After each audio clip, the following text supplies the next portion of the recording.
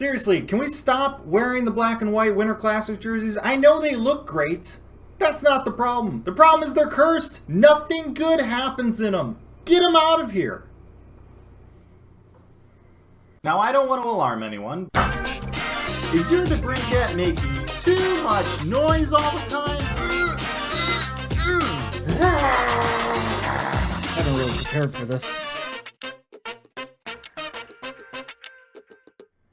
Hello and welcome back to another next day edition of Hawks Recap. My name is Clay. Thank you for tuning in. Yesterday, the Blackhawks played their 51st game of their shortened 56 game schedule. And once again, in their alternate Winter Classic uniforms, they lose.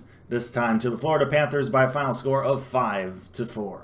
So yeah, delayed video for this one. I was out of town swinging the old golf bats around, having a grand old time in the 86 degree sunny weather to begin May. We don't really get that a whole lot, but out in the sun and I'm just straight up crispy. Drove nearly 3 hours back home, missed the first half of this game, watched the second half, but I was beat. I was exhausted. I couldn't make a video last night. So apologies for the delay, but I appreciate your understanding. Kevin Lankinen getting the start in net once again for the Hawks. Ian Mitchell in the lineup, first time in a while. Good to see him back on the ice. Like I said, though, I missed the first half of this game. Panthers were already up 2-0 by the time I tuned in, and I was kind of preparing for the worst when I saw the score. Anthony Duclair would get the lone goal in the first period. He would get the puck straight out of the penalty box. How many times has that happened against the Hawks this season? He would just take it in and just kind of wills a goal with his effort. Kelnick had him pinned to the boards at one point, and he just doesn't do a good enough job keeping him there. Duclair escapes it and then just skates the puck towards the high slot and rips it by Lankinen. And the Panthers have a 1-0 lead going into the second. Then about 2.5 minutes into the second period, the Blackhawks would fail to clear the puck out of their own zone, not once but twice. I mean, how many times have we said that? Puck gets back in deep to Gusev, who's one-on-one with Lankinen. He just sneaks it by Lankinen's 5-hole. The Panthers have a 2-0 lead, and at this point, that's when I tuned in. Now, I don't have any hard evidence or data, but I'm pretty sure the Hawks got word that I was tuning in and decided to pick up their play a little bit. Just under 5 minutes left to go in the second period. Hawks on the power play. Not much time left on said power play. Gaudette wins the offensive zone draw, gets back to Murphy. Gaudette goes to the front of the net. Murphy takes a shot. Bobrovsky doesn't see much of it. Puck gets by him, and the Hawks, they're on the board. And not even a minute after that, Adam Gaudette takes the puck in on a rush up the left-hand side, just walks around Radko Gudas. It just left him in his dust, and then feeds DeBrincat a lovely little pass. DeBrincat has a wide open net, and he just taps it in or flutters it in, whatever. Doesn't matter.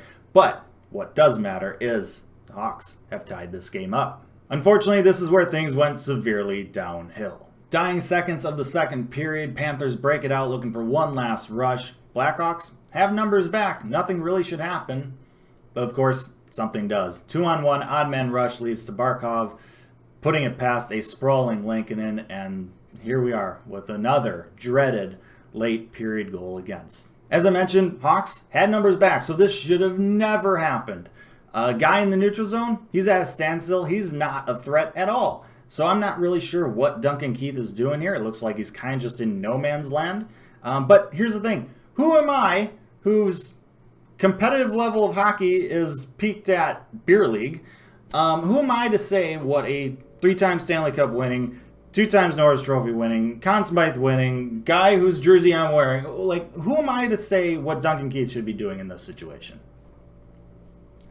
I mean, all I do know is that one of these 3 guys, Keith, Kane, DeBrincat, should have been able to prevent Forsling, a defenseman, from inserting himself into the rush that easily. And then to top it off, Connor Murphy tries to help, but he doesn't take the pass away, and it's a one-on-one with Barkov, and just Lankinen has no chance.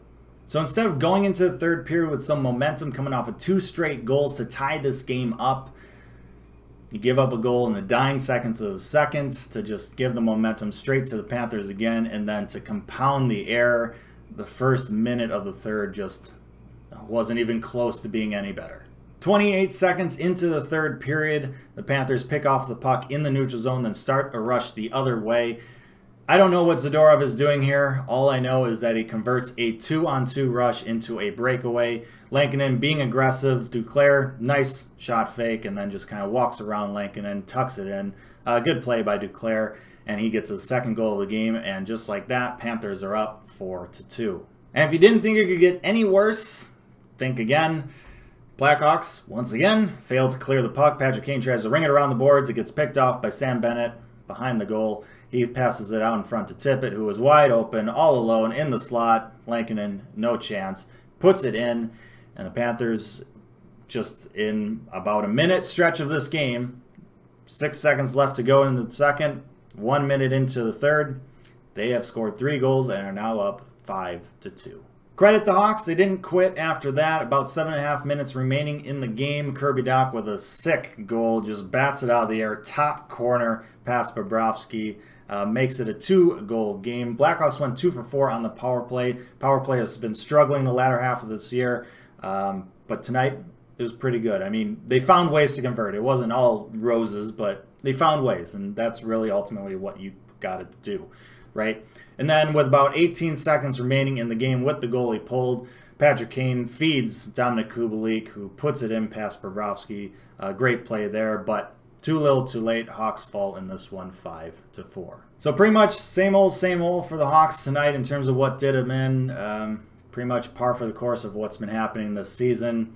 Just giving up goals in the first or last minute of periods, just momentum killers, defensive zone breakdowns, or just failing to clear the puck. Defensive zone turnovers. All of them are killers, and, well, once again, they were killers tonight. So the Hawks now have 5 games remaining in this season, 3 against the Hurricanes in Carolina, and then the final 2 in Chicago with fans against the Dallas Stars. Both quality opponents. Both opponents will also be playing for something, whether it be the division title or a spot in the playoffs. So if the Hawks want to finish this season on somewhat of a decent note, they're going to have to come ready to play. Now, before I sign off here, it is the end of the week, so it is time for me to award this week's Hawks Recap Blackhawk Player of the Week award. Obviously, not the greatest of weeks in terms of results for the Hawks, but this player did have a pretty decent week. 2 goals, 2 assists, 4 points on the week. This week, the award is going to Alex DeBrincat, so congratulations to Alex for once again winning this prestigious and historic award. So with that, I'm going to say thank you so much for watching this episode of Hawks Recap. I know it's delayed, and I appreciate your understanding. Let me know your thoughts down in the comment section below. Like, share, and subscribe. Appreciate that as always. But most importantly, stay safe, make good decisions, and I'll see you next time.